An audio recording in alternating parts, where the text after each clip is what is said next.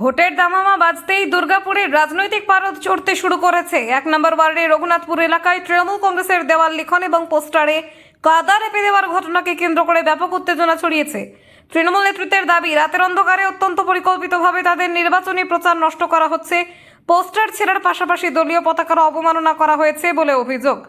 যেরকম প্রার্থীর ইয়েতে কাদা রেপা বললে বা কী কারণটা কি, কাদেরকে মনে করছেন না কি হয়েছে, ঘটনাটা কি? দেখুন, গত রাত্রে এটা ঘটেছে অন্ধকারে দুষ্কৃতীদের কাজ। মানে নিশ্চয়ই তারা পলিটিক্যালি কোনো তাদের কোনো নিশ্চয়ই কোনো উদ্দেশ্য আছে।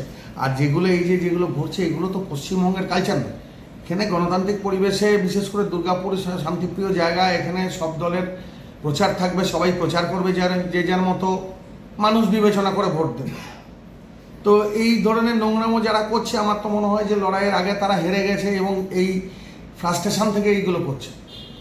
মানে কি কোন কোন জায়গায় হয়েছে আজকে এই ঘটনা? এটা আজকে হয়েছে আমাদের ১ নম্বর ওয়ার্ডের সভাপতি রয়েছে সঞ্জয় আরও বিস্তারিত বলতে পারবে। তা আপনারা এর বিরুদ্ধে কোনো ইয়ে করেছেন? আমরা এর বিরুদ্ধে প্রশাসনকে জানিয়েছি, লিখিতও দিয়ে দিচ্ছি, এবং আরও মানে আমাদের রিটার্নিং অফিসার যে 276 অ্যাসেম্বলি কনস্টিটিউয়েন্সির যিনি রয়েছেন, ওনাকেও আমরা একটা কপি দিয়ে দিচ্ছি যে আমরা চাইছি যে পরিস্থিতি শান্ত থাকুক। কিন্তু এই ধরনের উত্তেজনা যারা ছড়াচ্ছে তাদের জন্যও বলছি যে এই ধরনের উত্তেজনা ছড়াবেন না, কেননা ৪ তারিখের পর তখন তো আর আপনাদেরকে খুঁজে পাওয়া যাবে না। তো সুতরাং মানে সতর্কতা জারি করছি যে খুব সাবধানে থাকুন, এই ধরনের কাজগুলো থেকে ব্যাহত থাকুন। ১ নম্বর ব্লকে তৃণমূল সভাপতি রাজীব ঘোষ তীব্র ক্ষোভ উগড়ে দিয়ে একে কাপুরুষোচিত কাজ বলে বর্ণনা করেছেন। তার মতে, জনসমর্থন হারানোর ভয়ে বিরোধীরা এই ঘৃণ্য পথ বেছে নিয়েছে। অন্যদিকে বিজেপি এই সমস্ত অভিযোগকে সম্পূর্ণ ভিত্তিহীন বলে উড়িয়ে দিয়েছে। বিজেপি প্রার্থী চন্দ্রশেখর বন্দ্যোপাধ্যায়ের পাল্টা দাবি, ভোটারদের সহানুভূতি পেতে তৃণমূল নিজেদের দেওয়াল লিখন নষ্ট করার নাটক করছে। বিজেপি এই ধরনের নোংরা রাজনীতিতে বিশ্বাসী নয় বলেও তিনি স্পষ্ট জানান। অভিযোগ পাল্টা অভিযোগের জেরে এলাকায় পুলিশি নজরদারি বাড়ানো হয়েছে।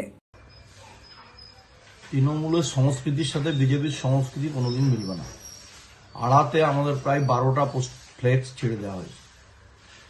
বিজেপি এই ধরনের কালচারে বিশ্বাসী নয়। যারা এই নোংরা হিংসার রাজনীতি করে বাংলাটাকে ক্রমশ পেছিয়ে দিচ্ছে, তাদের বিরুদ্ধে আমাদের পরিবর্তনের লড়াই। আমরা কখনো দেয়াল দখল, পোস্টার ছেঁড়া, এই ধরনের ঘৃণ্য চক্রান্ত অপরাধের সাথে ভারতীয় জনতা পার্টির কার্যকর্তারা কখনো যুক্ত হতে পারে না।